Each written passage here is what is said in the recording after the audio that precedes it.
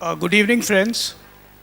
Since the topic of this session is brand licensing in relation to franchising, I'll just run you through the basic features of what a franchise is and where do intellectual property rights and brands feature in this.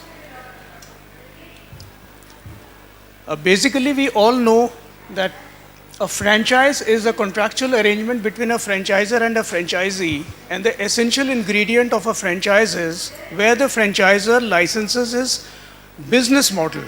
That is, the system in which he conducts his business, that is licensed to the franchisee. Now, this actually is different from, I would say, standard licensing, where somebody licenses a trademark, allows the licensee to use his mark on certain goods. This goes much beyond that. What happens is that I have a business model, I have certain practices, procedures by which I conduct my business. This entire thing I give to a franchisee.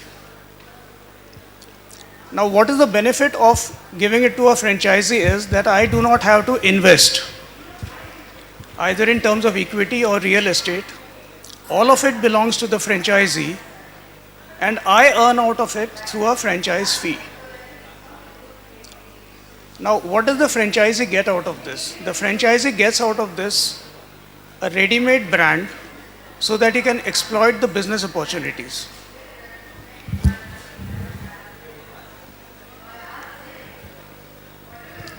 Now, what are the intellectual properties that get passed on in a franchise? The most important thing is the brand name, which is the trademark. After that, you have operating manuals, which form part of a copyright. You may have artistic work, you may have computer programs, you may have processes of manufacturing a product, which is patents, you may have designs. And then comes trade secret. In India, we do not have a legislation governing trade secrets, so that is governed by the contractual law, essentially an NDA or a confidentiality agreement. Now, before the franchisor and franchisee get into this arrangement, the franchisor needs to do a due diligence about the franchisee. At the same time, the franchisee needs to do a due diligence about the intellectual properties owned by the franchisor. Does he actually own them? Has he registered them in India? Do they have a certain amount of protection available in the country?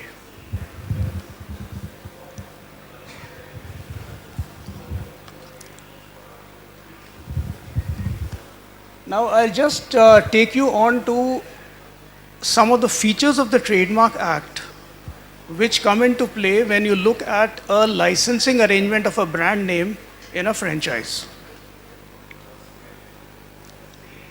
Unlike the Patents Act, which says that when you get into an assignment, the assignment is to be compulsorily registered with the Patent Office.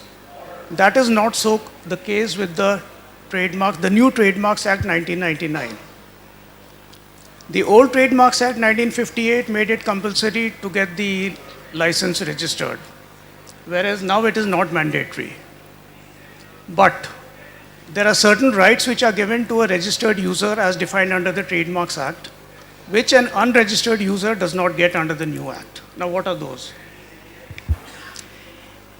If I have a trademark license, which is given to a franchisee, and I register that license, the franchisee becomes a registered user for the purpose of the Trademarks Act. What is the benefit by becoming a registered user is that the law mandates that you have the right to sue for infringement on behalf of the registered proprietor, who is the franchisor.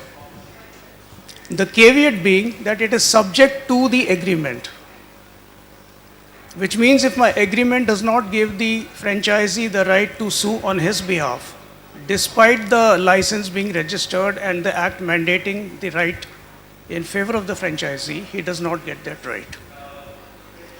Assuming that the agreement does give him the right to sue,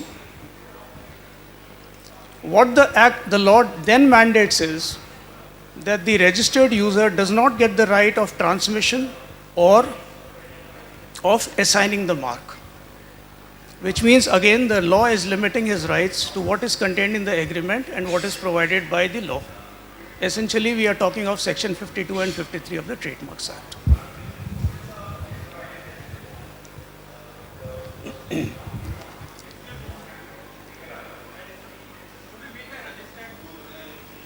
Can't hear you.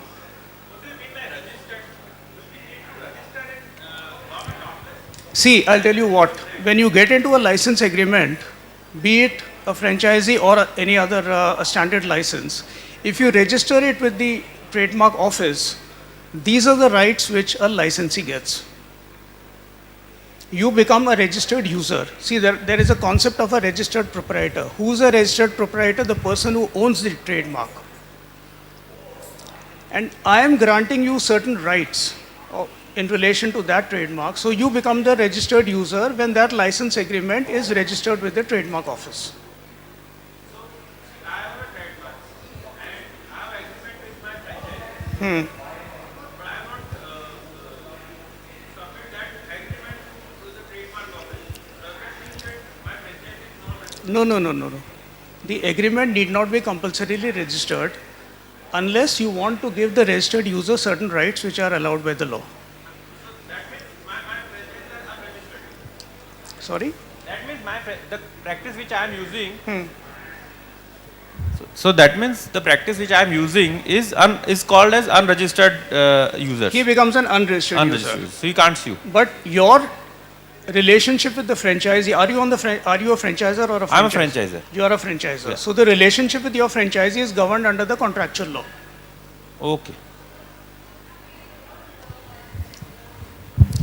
Okay. Now I'll just run you through some of the basic requirements that a franchisee, I presume that the audience consists of both franchisors and franchisees. So what are the essential things that you should look for in the agreement? One is from a franchisor's perspective, what are the rights that you are actually granting? That should come out very clearly. Then the whole object of a franchise is, since I am giving my business model to you, including my intellectual property rights, what is the extent of control I am supposed to exercise? When you look at a franchise, I am supposed to exercise control in respect of almost everything that you do. Right from the operating manual, the implementation of that, how are you going to set up your place, what is the design of the furniture, what is the uniform, what are the procedures you're going to follow, how are you going to manufacture the goods, what are you going to use in that, everything is as per my instructions and specifications. So the degree of control should come out very clearly from the agreement and nothing should be left to the discretion of the franchisee lest you later on get into a dispute. Then why are we doing all this? We get a franchise fee out of it. And the franchise fee could be in relation to the number of articles sold or in relation to the gross turnover. Then an exclusivity clause. Do you want to keep the franchise exclusive or non-exclusive? Ideally, it should be non-exclusive unless you are defining a territory. That I give you this territory, in that territory you will be the sole franchisee. Now in many cases, especially in the hospitality industry, we have seen that you have a concept of a master franchisee and then sub-franchisees. This comes in especially where you have an overseas entity who wants to explore the Indian market through a franchise arrangement. Now the best way to exercise control is the overseas franchisor sets up shop through a wholly owned subsidiary in India, gets into a master franchise agreement with the Indian entity and permits the Indian entity to further sub-franchise. Again, the rights and liabilities flow from the master franchisor to the master franchisee, and the same rights are given by the master franchisee to the sub-franchisees. Then the most important thing is the confidentiality clause. Either you can have a separate NDA or you can have a confidentiality clause in the franchise agreement. Then obviously termination. What would lead to termination? What are the conditions? Dispute resolution. In our experience, what we have seen is arbitration is not the preferred mode, but court jurisdiction. Governing law jurisdiction becomes an issue, especially where you have a franchise agreement between an overseas entity and an Indian entity. Franchisors generally who are familiar with the law of their land feel that the franchise agreement should be subject to their laws. And from a franchisee's perspective, since he is familiar with the Indian courts and the Indian law, he feels that yes, it should be Indian law.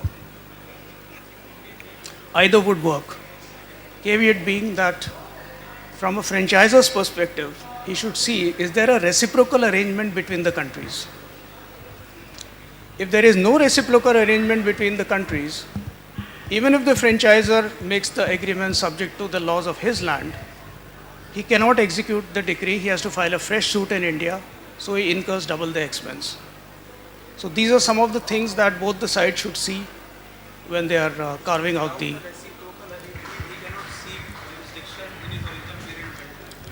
He may seek jurisdiction, but he gets no benefit if he gets a decree. He cannot enforce the decree. Again, there is another caveat to that. Unless the franchisee has assets in that country. If the franchisee has no assets in that country, he again has to spend money, come to India, seek the services of a lawyer, file a suit, get a decree, execute the decree in this country.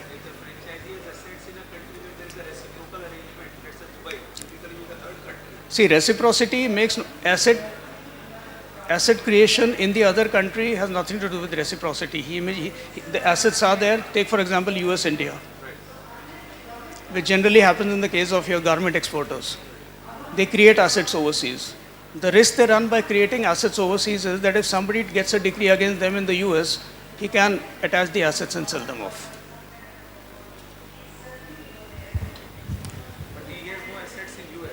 If he has no assets in the US, then the decree is useless. I cannot execute the decree in India. That's what I'm saying. Yeah. But he has assets in Dubai. Then US and Dubai has reciprocal arrangement. Can he enforce it in a third country? That he cannot. He cannot. So that is all I have to say on this. Thank you so much.